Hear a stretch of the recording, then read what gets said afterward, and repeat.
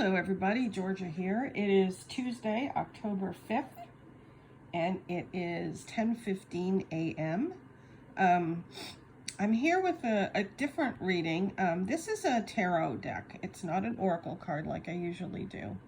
I wanted to try it out because it has a little different interpretations in it. And what I will do is give you the standard interpretation when I look at the card, and then I'm going to check the manual and read you their meaning, which is a little different than usual. I think it's kind of cool. So just a different way of looking at these cards. And this was a gift from my son for my birthday that I just got because I haven't seen him all summer. And I really like this deck. It's pretty exciting to me. Don't often find new decks. So it's called the Neo Tarot by Jericho Mandiber, and it's kind of the Neo Tarot. Where I got that from, I have no idea. But anyway, it's kind of a new kind of current look at the tarot. Like, the tarot is pretty old, and I like this. It's very modern.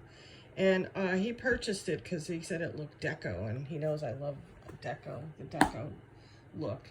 So that's what this card deck is about, and that's what this reading is about. So pick a card from 1 to 6, and you can pick more than one, but ask a question first. Like, if there's something on your mind, or there's something you're concerned about, or whatever, like, kind of focus on a question before you pick your card.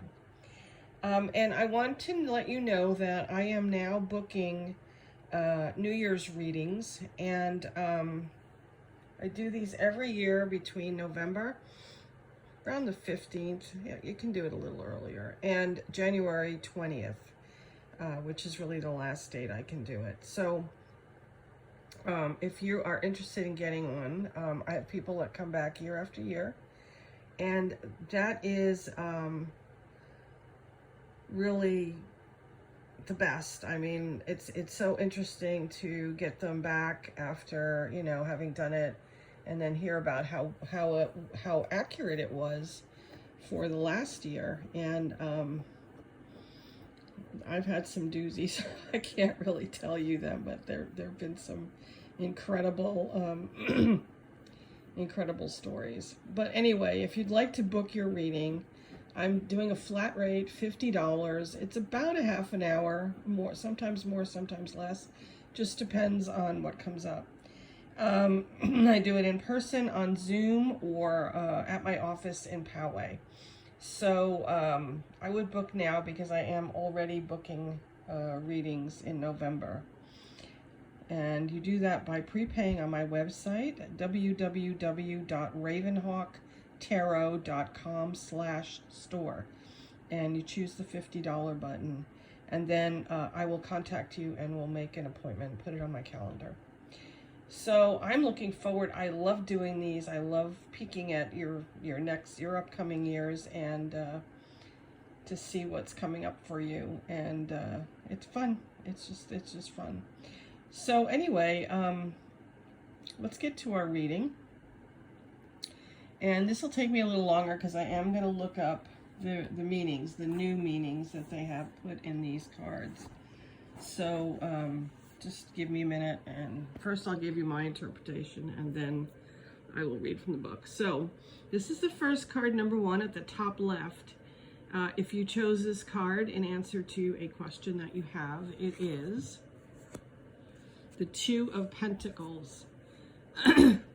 Two of Pentacles has a lot of meaning in the classic tarot. It is about balancing your accounts.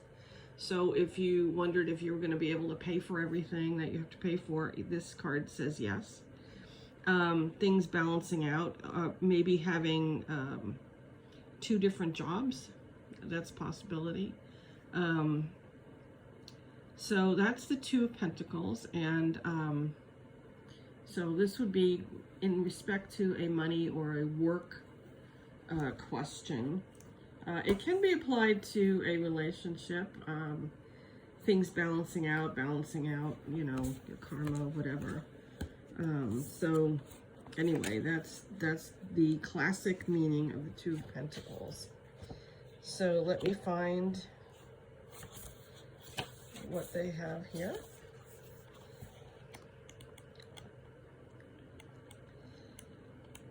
Just stay with me. It's not an easy book to use. It's kind of attached to the box, which is weird. I'll show you.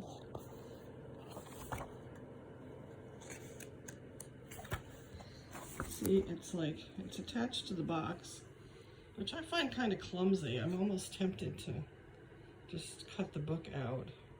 But then I'd read in this really cool box, so I don't know. Let's see what we go with. So, the Two of Pentacles. They say if you want something done, ask a busy person. Inspiration often comes from expending energy in multiple directions, and you're more than capable of doing it all. Just be careful when you don't spread yourself too thin. Multitasking works in moderation with organized, deliberate end goals. Your current efforts are bringing you joy, but are they sustainable? It's totally fine if not, as long as you're aware and making decisions with your best interest at heart. So, and then they have a little self-care paragraph, which is interesting. Google the 4-quadrant Eisenhower matrix, and I have never heard of that, but I'm going to Google it when I get off of here. It's a to-do list system where tasks are sorted by urgency and importance. Give it a go, or better yet, draft your own version of a priorities list or lists that helps take all those mental to-dos out of your brain and onto the page. Notice how you feel afterwards. So they're saying that, you know, you need to balance your time better. You know, maybe you're doing too many things or whatever. The classic tarot is a balancing of accounts. So take whatever advice works for you with this card. Number 2, the Wheel of Fortune. Now, if you chose this card, it is a major arcana, and that gives it more priority. That means it's more of a like a spiritual thing, or you know, there's something major coming. And the classic Wheel of Fortune means a change of fortune, and in the classic tarot, it could go either way. It could be good fortune, could be bad fortune. Depends upon the cards around it.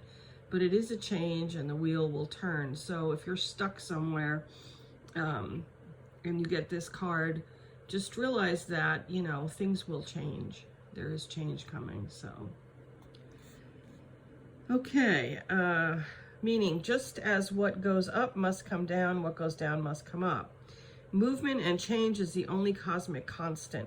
Staying in the calm center of the present moment and not on the wheel of life's turbulent edges means harboring all the forces of nature. After all, we have no control over seasonal cycles and divine energy, but what we do have control over is our perspective on and in reaction to the peaks and valleys of luck, a key part of the human experience.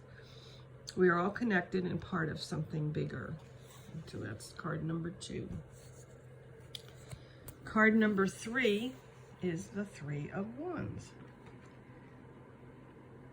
The Three of Wands in the classic tarot is a picture of a man standing at the water's edge, and he's watching his ships come in. And it means getting what you want.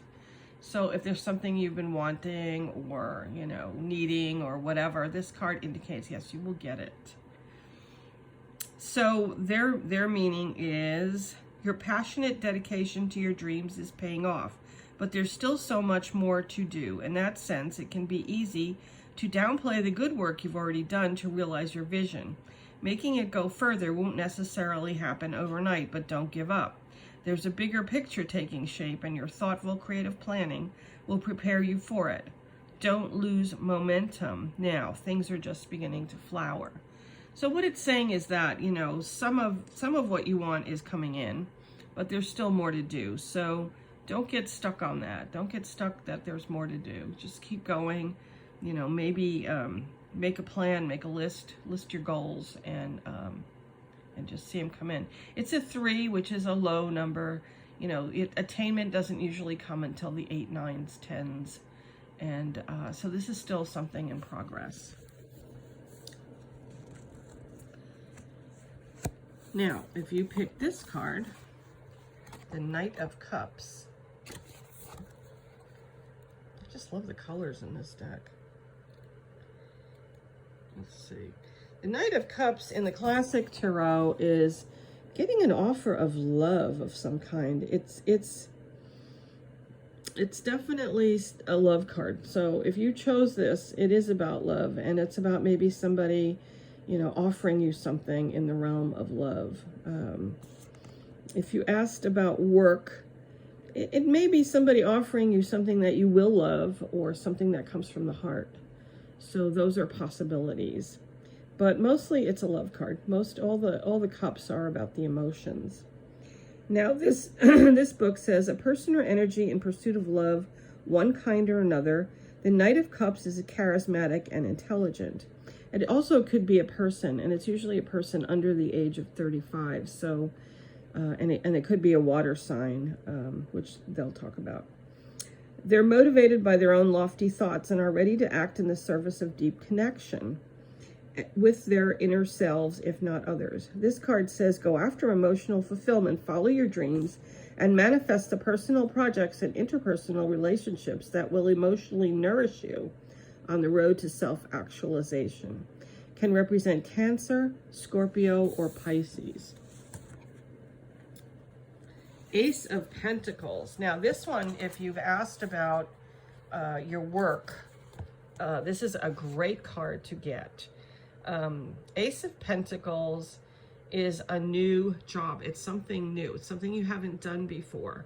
So if you've asked if you're going to get this job or whatever, this is a definite yes card.